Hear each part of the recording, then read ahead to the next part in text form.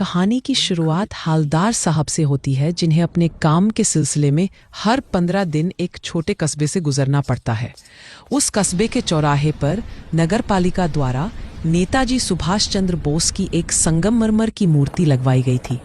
मूर्ति सुंदर थी, लेकिन उसमें एक अजीब बात थी। नेताजी की आंखों पर पत्थर का नहीं बल्कि असली चश्मा लगा हुआ था। हालदार साहब जब पहली बार यह देखते हैं तो उन्हें हंसी आती है, लेकिन जब वे दोबारा और तीसरी बार वहां से गुजरते हैं तो उन्हें महसूस होता है कि मूर्ति पर लगा चश्मा हर बार बदला हुआ है। इससे उनके मन में जिज्ञासा पैदा होती है।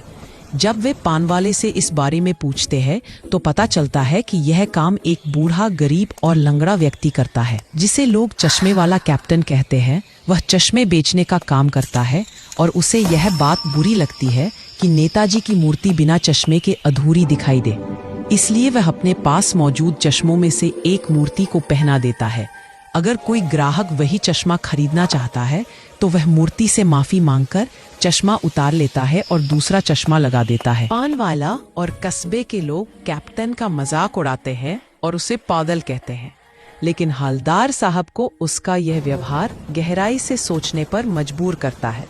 यह सिलसिला कई सालों तक चलता रहता है। एक दिन हालदार साहब देखते हैं कि मूर्ति पर कोई चश्मा नहीं है। तब पान वाला रोते हुए बताता है कि कैप्टन मर गया है। यह सुनकर हालदार साहब दुखी हो जाते हैं और सोचते हैं कि जो लोग सच्चे मन से देश का सम्मान करते हैं, समाज अक्सर उन्हीं पर हंसता है। कुछ दिनों बाद जब हालदार साहब फिर उस चौराहे से गुजरते हैं तो वे देखते हैं कि मूर्ति की आंखों पर सरपंडे से बना छोटा सा चश्मा रखा हुआ है, जिसे शायद बच्चों ने बनाया है। यह दृश्य उन्हें भावुक कर देता है। कैप्टन की मृत्यु के बाद यह देखकर हालदार साहब भावुक हो जाते हैं। उन्हें समझ में आ जाता है कि कैप्टन के जाने के बाद भी देशभक्ति समाप्त नहीं हुई है। नई पीढ़ी के बच्चों के मन में अब भी नेताजी और देश के प्रति सम्मान जीवित है। इस कहानी से हमें यह सीख मिलती है कि सच्ची देशभक्ति छोटे छोटे कर्मों से दिखाई देती है। इसी सोच को उत्तर लिखते समय जरूर शामिल करें।